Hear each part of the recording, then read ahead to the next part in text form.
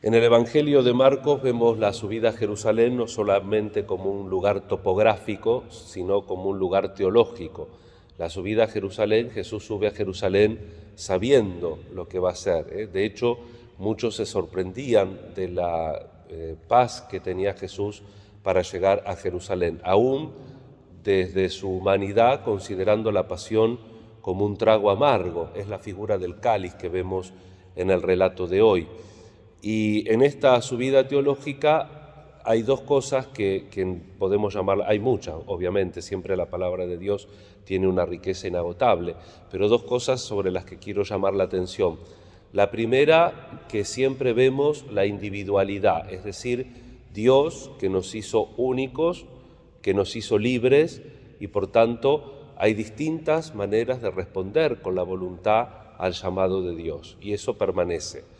Hay algo común, que nosotros habitualmente rechazamos lo malo, el disgusto. Ahora se habla mucho de la zona de confort. Hay que estar en la zona de confort o salir de la zona de confort. Eso es como uno aguanta la adversidad, en definitiva. Y por otro lado también el aspecto societario. Por eso Jesús, cuando los catequiza, en definitiva, con mucha paciencia, a sus discípulos que no terminan de entender lo que Él propone, y más esto, ¿no? Iban camino a Jerusalén. Jesús iba a enfrentar su pasión y los discípulos que todavía no entendían nada. Pone también, digo Jesús, en este contexto el tema del servicio, el tema de la autoridad. Los gobiernos es como poner autoridad. Dice Jesús, entre ustedes no debe ser así. El que quiera ser grande tiene que servir y al que quiera tener a su lado. Y el que quiera ser el primero, que sea el servidor de todos. Y porque el Hijo del Hombre, dice Jesús, no vino para ser servido, sino para servir y dar su vida en rescate por una multitud. Está yendo a Jerusalén. Es la tercera vez que Jesús anuncia la pasión. La primera, Pedro lo lleva aparte, después de su confesión como Mesías, y le dice, no, a ti no te va a pasar. Ponte detrás de mí, Satanás, porque así piensan los hombres y no Dios. Después otra vez anuncia la pasión y los discípulos se pelean a ver quién va a ser el primero. Y esta es la tercera vez que anuncia la pasión y los lleva aparte, los quiere preparar y sale Santiago y Juan. Jesús dice, sí, van a beber el cáliz, van a pasar el trago amargo e inclusive van a ser bautizados, es decir, van a ser mártires. De hecho, Santiago fue el primer mártir de los apóstoles, pero esos puestos no están puestos por mí, sino por el Padre. Vamos a pedir al Señor que nos ayude a entender las palabras del Señor y a entender nuestra vida como ofrecimiento o como don. Si nosotros queremos de alguna manera ocupar un puesto que creemos que nos merecemos, no estamos haciendo el servicio que se espera de nosotros, porque es un servicio de comunión y de identificación con Jesús. Si quisiéramos poner el servicio en términos de competencia, el que es más dado, el que es más entregado, ese sería el primero. Pero aún así y todo, el premio, entre comillas, es una cosa que tiene que ver más con la comunión con Dios que con el hecho externo del premio.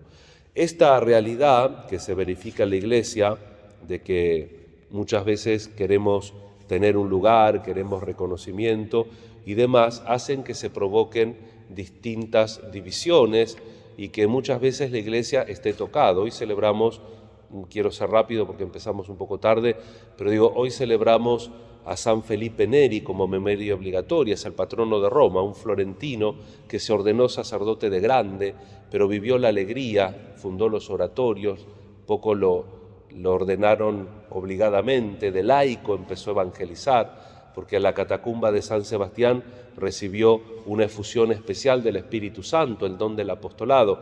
Dicen que tenía el corazón, que Dios le ensanchó el corazón de tal forma que se le movieron las costillas. San Felipe fue un queridísimo de Roma, en una Roma muy dividida, porque el colegio cardenalicio lo manejaban los Médicis y funcionaba más bien como una corte que como la Iglesia, que como estos que buscan servir y no ser servidos, que dice Jesús.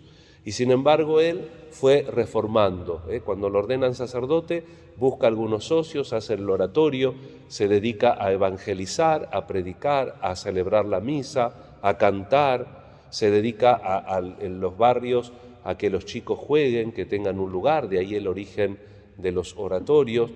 Tanto es así que algún cardenal ahí que estaba medio tratando de buscar la verdad, lo sigue, lo acompaña, lo protege, y cuando es convertido papa, ese cardenal le ofrece el cardenalato, y es tradicional que él agarra el capelo y lo tira para arriba, porque él no era para cardenal. Y muere en Roma, en la Chiesa Nova, donde está enterrado, y dice el médico que lo atendió que nunca lo vio tan contento, y le preguntó: ¿por qué, padre, está tan contento? Y porque qué alegría cuando me dijeron vamos a la casa del Señor. Y murió en Roma a los 79 años. Un gran pastor que le tocó momentos difíciles. ¿A dónde voy? A la primera lectura con la que termino. El eclesiástico, el Sirácida, que hoy hace una oración por el pueblo de Israel, por la unidad, pidiendo la unidad. Ten piedad, Señor, del pueblo que es llamado con tu nombre. Ten compasión de tu ciudad santa. Da testimonio a favor de los que tú creaste en el principio. Recemos también nosotros desde la Pascua. Hemos celebrado a la Iglesia el domingo de Pentecostés. Miremos a nuestra Iglesia y con humildad, como el Sirácida, hagamos esta oración. Pidamos la unidad, pidamos la búsqueda de identificarnos con Jesús y pidamos el camino de la grandeza espiritual, como San Felipe y como todo verdadero santo, que es en el don y en el servicio. Que así sea.